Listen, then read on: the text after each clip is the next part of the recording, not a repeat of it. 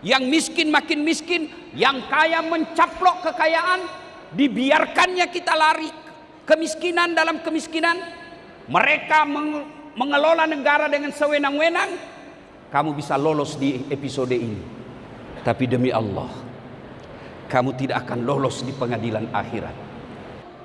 Jam 4 dini hari tadi, jam 4 tadi, ada 4 golongan manusia. Pertama, masih tidur, jam 4. Yang kedua, belum tidur, gara-gara nonton bola. Yang keempat, sudah bangun, nonton bola, kemudian datang di masjid. Kira-kira mana yang berkah? Mana yang berkah? Itulah orang yang hadir di masjid.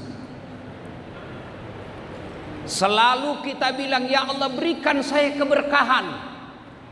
Tapi kita tidak tahu mana itu berkah. Sama-sama melewati jam 4 subuh. Sama-sama hidup di Jakarta.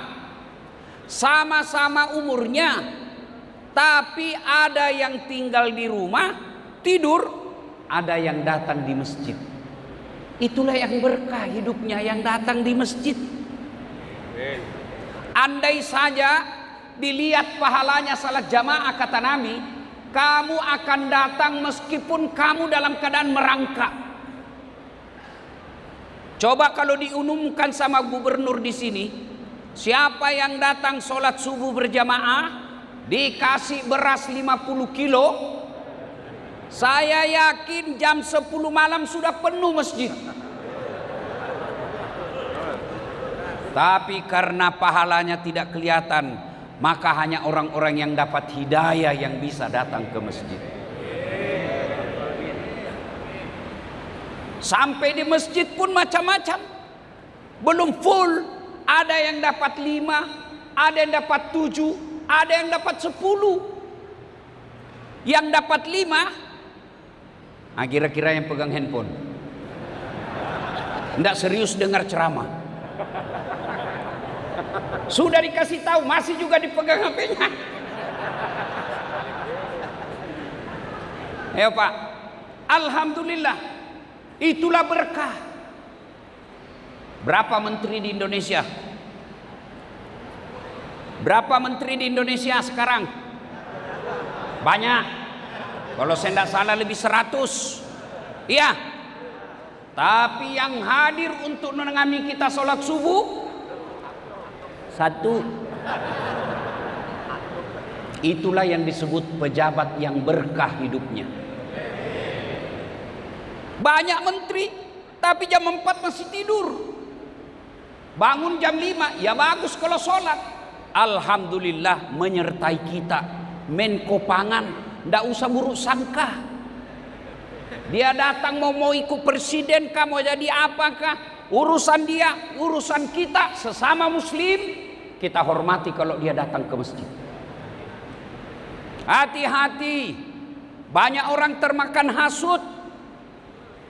Banyak orang tidak senang dengan menteri yang dekat dengan ulama. Maka dicarilah kelemahan-kelemahannya. Pasti manusia punya kelemahan. 10 hidupnya dia carinya kelemahan. Pasti ada didapat kelemahan 2. Yang 2 dia besarkan, yang 8 dia lupa. Supaya apa? Tidak ada pemimpin yang baik agamanya yang cinta ke masjid. Hati-hati orang Islam menyikapi media. Bapak Ibu tahu enggak? Setiap bulan 5, setiap mau penerimaan siswa baru, pasti pesantren diserang. Dicarikan kelemahan-kelemahannya, dicarikan keburukan-keburukannya. Supaya apa? Orang Islam berkata, tidak usah kau sekolahkan anakmu di pesantren. Tuh dia. Padahal ribuan pesantren, ada satu yang jelek, ini yang dihabisi. Yang 999 dia lupa. Hati-hati menyikapi media. Hati-hati menyikapi media. Saya sering jadi korban. Muka-muka saya, suara-suara saya, video-video saya tapi narasinya diubah. Jual obat kuat. Ustadz viral dari Makassar, jual obat kuat. Tersinggung saya, Pak. Kalau jual tasbih oke lah, jual parfum oke, obat kuat, Pak. Saya masih kuat, Bu. Masih bisa 5 kali sehari. Salah paham. Ceramah. Hati-hati menyikapi media. Bapak, Ibu, saudara-saudara sekalian, berkah hidup inilah yang kita inginkan. Tahun baru, bertahun-tahun umur, kita berharap usia tua kita berkah. Alhamdulillah dalam masjid ini orang tua banyak saya lihat. Muka-muka sakaratil maut. Alhamdulillah berkah Pak hidup kita. Tapi hati-hati, jangan sampai anak kita tidak pernah ke masjid. Demi Allah, kita perlu anak kita anggota DPR. Kita bangga kalau anak kita dokter spesialis. Kita bersyukur kalau orang anak kita jadi profesor doktor. Tapi keliru kalau semua prestasi itu tidak disertai dengan tidak pernah dilihat di masjid. Anak bapak keluar negeri S1, S2, S3 hebat, tapi tidak pernah nampak di masjid. Tidak ada guna, Pak. Ibu-ibu, Bu, tolong jawab, Bu. Kalau ibu meninggal nanti siapa yang doakan? Suami. Jangan harap, Bu, kawin lagi. Oh, dia dengarlah ini. Kawan saya. Kemudian dia lapor ke istri saya. Istri saya lihat ceramah saya. Lalu dia bilang, Ustadz, itu katanya kalau ibu meninggal suaminya kawin lagi. Jadi kalau saya duluan meninggal, Ustadz kawin lagi. Saya bilang, kau kesini sayang. Ku peluklah dia baik-baik. Saya bilang, Dek, dengar kau baik-baik sayangnya. Jangankan kau meninggal, masih hidup saja sekarang saya selalu berpikir kawin lagi. Apalagi kalau kau sudah mati. Siapa yang doakan kita? Siapa? Anak. Tapi tidak mungkin anakmu diterima doanya kalau dia tidak pernah datang ke masjid sholat. Lihat anak-anak kita sekarang, Pak, cerdasnya luar biasa. Mau lihat anak-anak kita cerdas? Coba lihat, Pak, saya aja pegang handphone, ngetik, pegang 2 tangan, masih salah ketik, Pak. Anak-anak kita naik motor balas WhatsApp. Cerdas anak-anak kita sekarang, Pak. Satu aja kurangnya, kurang ajar.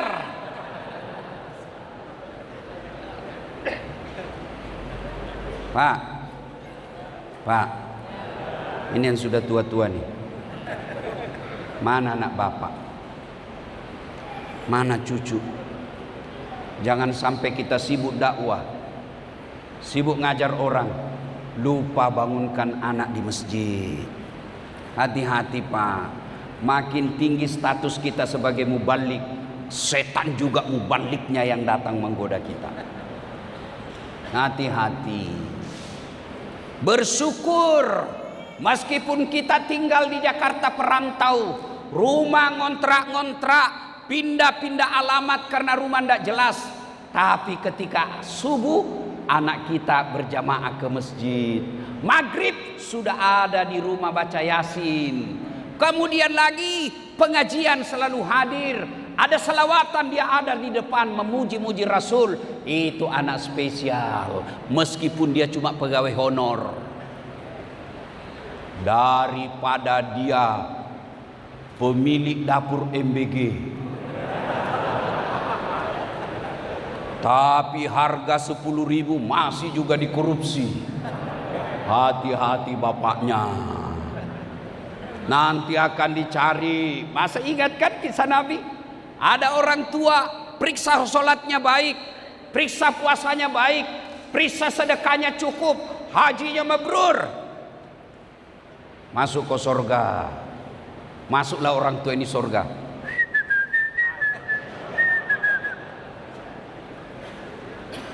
Tiba-tiba ada anak berteriak dari neraka, "Ya Allah, tahan! Tahan, itu bapak saya. Kalau dia masuk surga, kenapa saya ada di neraka? Dia pergi sholat, saya tidak dibangunkan. Dia ikut pengajian, saya tidak pernah diajak. Dia puasa, saya tidak pernah dibangunkan sahur. Memang dia agamanya baik, cerdas dia. Tapi saya tidak dididik dengan baik. Di mana maha adilmu ya Allah?" Lalu Allah berfirman, Haji, tunggu dulu. Mau kemana sampean? Surga. Tahan dulu. Itu anakmu. Bukankah dia tanggung jawabmu? Ku anfusakum wa ahlikum nar. Itulah makna dari ayat tadi. Maka hidup yang berkah ini penting. Caranya datang ke masjid. Anak-anak berkah hidupnya kalau dia dekat dengan Allah. Ilmu yang berkah kalau mengajak kepada kebaikan. Jabatan yang berkah yang melahirkan orang semakin dekat dengan Tuhannya. Tapi kalau tidak mendekatkan jabatan itu kepada Tuhannya, itulah laknat Allah yang dia tidak sadari. Harta yang berkah. Mana harta yang berkah? Yang banyak belum tentu. Insya Allah saya besok sok malam saya mau ke Melbourne. Bapak tahu Melbourne? Bapak tahu? Tahu? Tanah Abang belok kiri, terus ke bandara, terbang ke Australia. Itu ada haji di Indonesia ini, di Jakarta, namanya Haji Yendra Fahmi. Beliau beli kantor polisi di Melbourne, Pak. Kantor polisi dibeli. Lalu untuk apa? Mau dijadikan masjid. Besok kami ke sana untuk peletakan batu persama. Dan hebatnya lagi, dia minta supaya masjid itu namanya ibunya. Saya kenal banyak orang kaya di Jakarta, Pak. Saya kenal banyak orang triliunan duitnya di Indonesia. Tapi orang yang membeli kantor polisi untuk dijadikan masjid sepertinya hanya satu di Indonesia. Hebatnya lagi, nama ibunya untuk masjid itu. Apa maknanya? Satu, hartanya berkah. Dua, birrul walidain. Memuliakan orang tua. Alangkah bahagianya, Pak, ketika kita sudah di alam kubur. Tapi masjid yang dibangun anak kita ditempati sujud 5 waktu. Pak, harta berkah. Ibu-ibu mau punya harta berkah? Mau? Dengar ini nasihat saya. Ibu-ibu yang kaya tidak usah pakai emas asli. Kenapa? Biarlah ibu pakai yang palsu saja. Karena palsu pun orang percaya pasti asli. Misal istri menteri, pakai aja yang palsu. Tidak mungkin orang percaya. Masa palsu? Menteri itu suaminya. Maka pakai yang palsu, yang asli bawa ke masjid, bawa ke panti asuhan. Itu yang disebut harta yang berkah. Kita juga yang miskin, tidak usah pakai yang asli. Biar asli orang juga tidak percaya, Pak. Dia bilang orang di Makassar tak kalah hancur. Sudah, pakai aja yang palsu. Orang juga tidak percaya. Setengah mati kita beli yang asli. Orang tidak percaya. Mending pakai yang palsu sekalian, asli bawa ke yatim piatu. Itu yang disebut pandai menyikapi harta. Sedulur-sedulur, tuan-tuan, saya ikut pilkada, kalah. Ada pilihan? Ada, Pak. Tanding lagi 5 tahun yang akan datang. Bapak Prabowo 4 kali, bos. Iya toh, namanya petarung, Pak. Ayo, saya merantau ke Tanah Jawa. Di Tanah Jawa tidak enak. Moleh, rek. Balik lagi, mangan orang mangan yang penting ngumpul. Iya toh? Iya, Pak. Saya tidak disenang sama gubernur. Ada pilihan? Ada. Pensiun dini. Selesai. Ibu-ibu, suamimu jahat, malas cari nafkah, kasar kelakuannya. Ada pilihan? Ada pilihan? Pulangkan saja aku pada ibuku, atau lihatlah tanda. Ayo bu, bekas tampar sering kau lakukan, menutupi. Samakah aku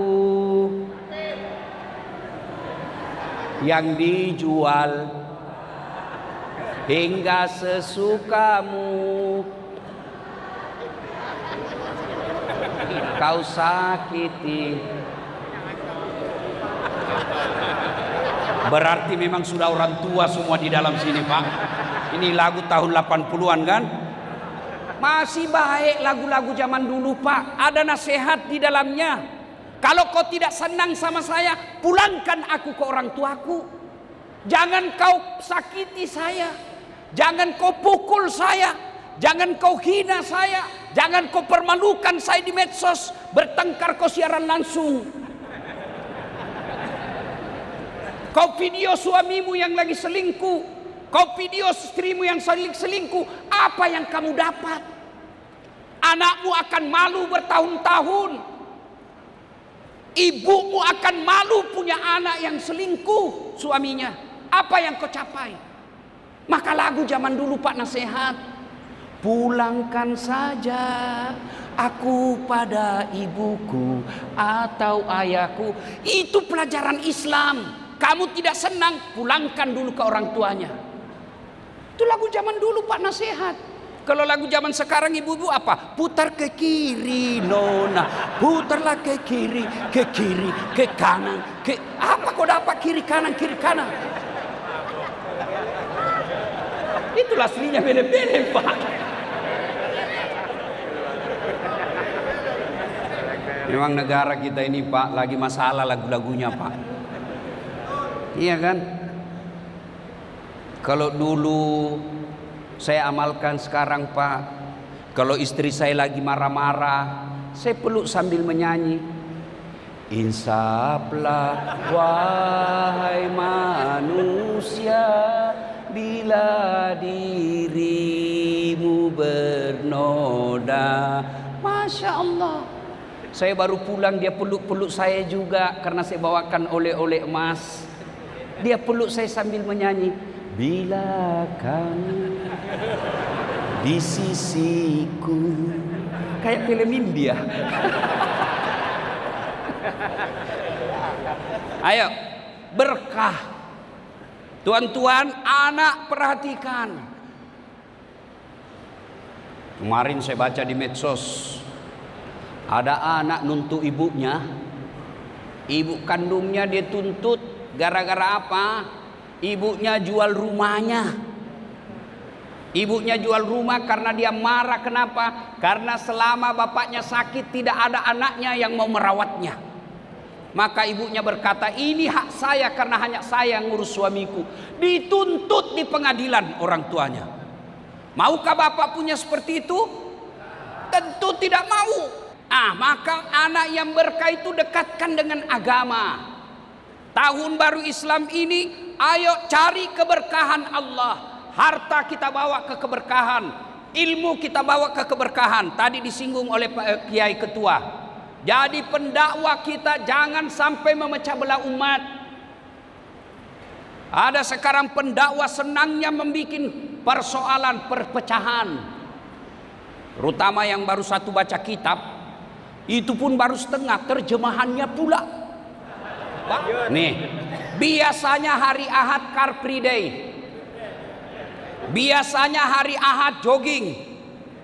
Boleh sehat, boleh otot kuat, jantung sehat, bagus.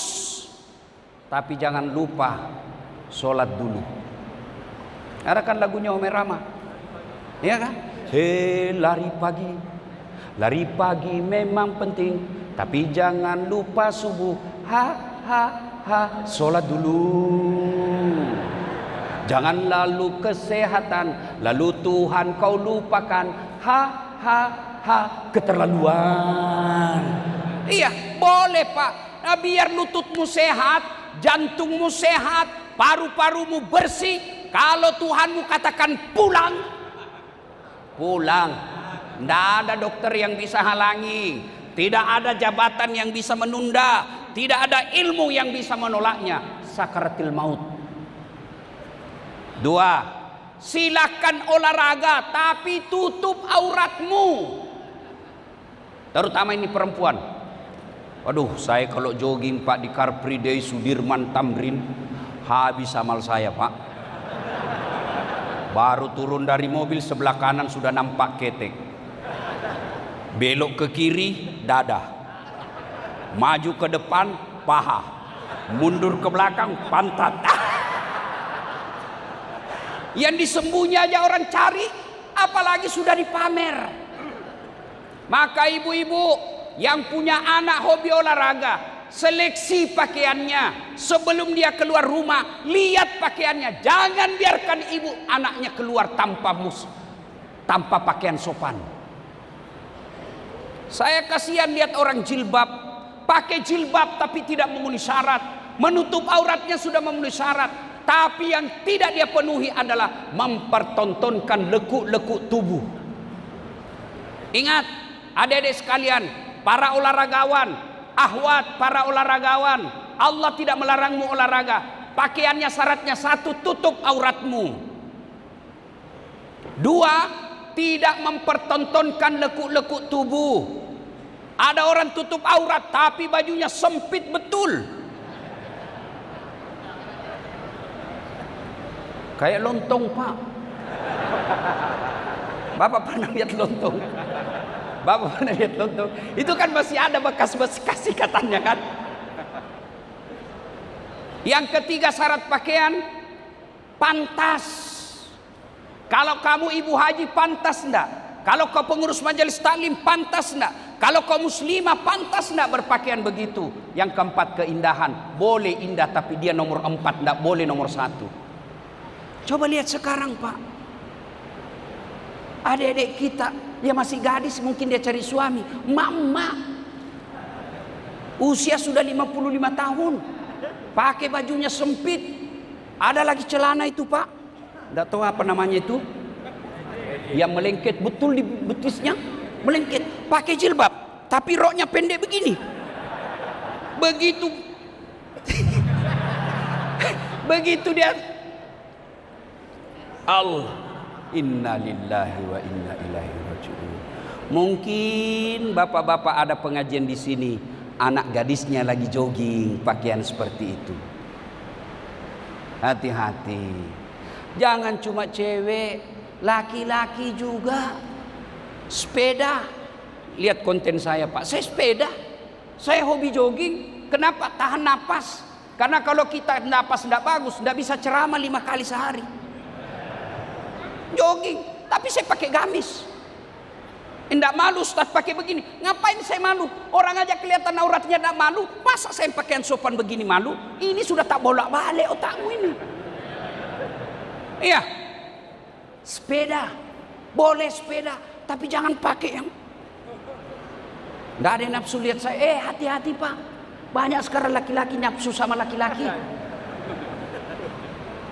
Hati-hati.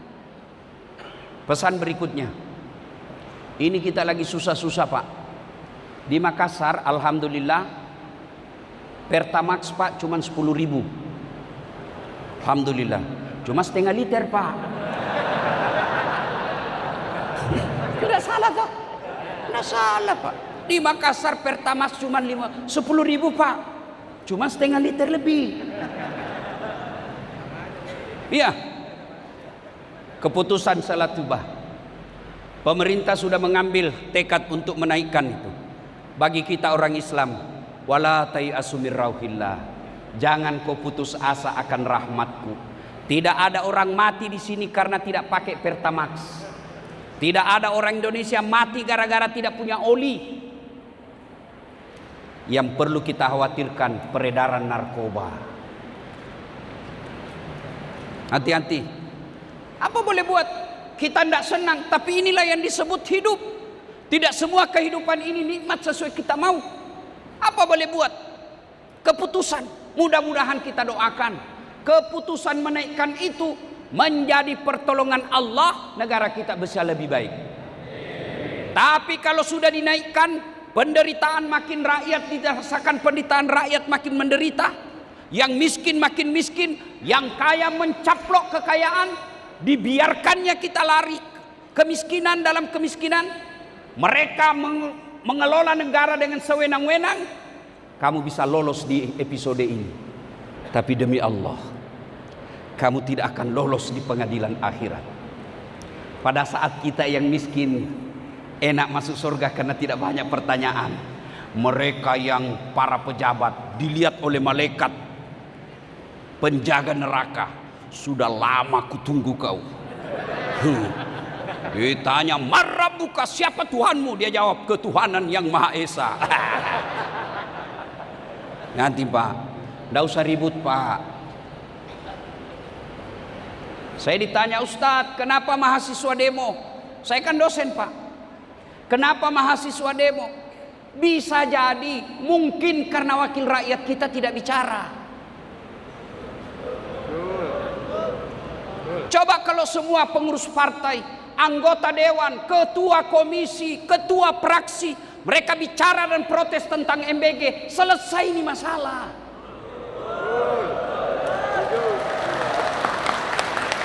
Cuma kan mereka tidak bicara. Kenapa mereka tidak bicara? Mereka juga punya dapur. Karena mereka tidak bicara, ya mahasiswa turun. Kalau negara ini kita baik Pak, pengelolaannya baik, ngapain kita ribut? Saya misalnya selalu gaspol tentang MBG. Kenapa saya bicara begitu? Bukan karena saya benci negara, tapi karena saya cinta negara dalam bentuk koreksi. Tapi kalau mau ngoreksi juga harus punya sopan santun. Boleh enggak kita mengoreksi pemimpin? Boleh. Mana aturannya? Coba lihat kalau berjamaah. Kita wajib ikuti imam. Umat Islam, imam dalam sholat, kalau imam ruku, bapak batal sholatnya kalau bapak langsung sujud.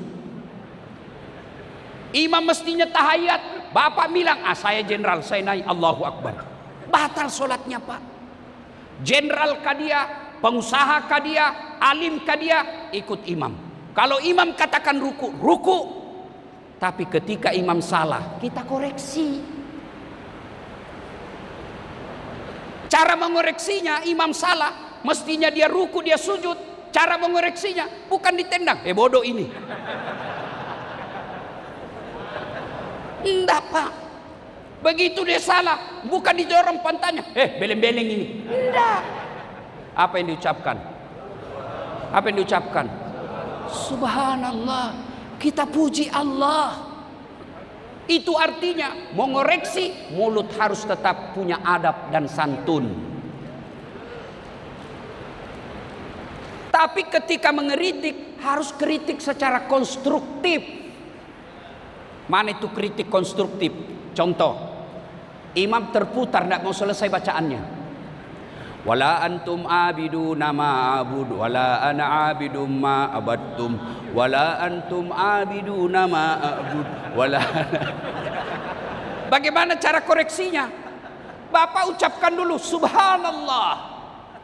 Masih mutar, Bapak jangan coba subhanallah terus. Subhanallah, subhanallah, subhanallah. Bingung imam. Maka begitu subhanallah, imam perhatikan, koreksi. Masih salah, maka kita ucapkan lakum dinukum waliyadin. Imam juga kalau sudah bilang lakum dinukum waliyadin, jangan juga bapak masih tegak. Itu artinya antara pengeritik dan yang dikritik harus punya sama-sama kepekaan sosial. Bapak ibu saudara-saudara sekalian, ingin rasanya berlama-lama, tapi waktu yang terbatas. Bapak pikir saya tukang parkir? Cukup ya. Pesan khusus Bapak Ibu, balik ini perhatikan anak kita. Perhatikan anak Pak. Jangan kasih makan uang haram. Uang haram itu uang serangan fajar ketika pilkada. Habis dia bilang bukan serangan fajar ini Ustaz, ini sedekah subuh. 2. Kasih contoh yang baik. 3. Hindari dari lingkungan maksiat. 4. Doakan. Pak, pasti kita mati Pak. Pasti. Yang bisa menyelamatkan kita dikubur kelak anak yang soleh dan soleha. Caranya itu tadi, beri makan yang halal, kasih contoh, kasih nama yang baik, doakan. Doanya ringkas, Allahumma rabbi habli minas sholihin. Demikian.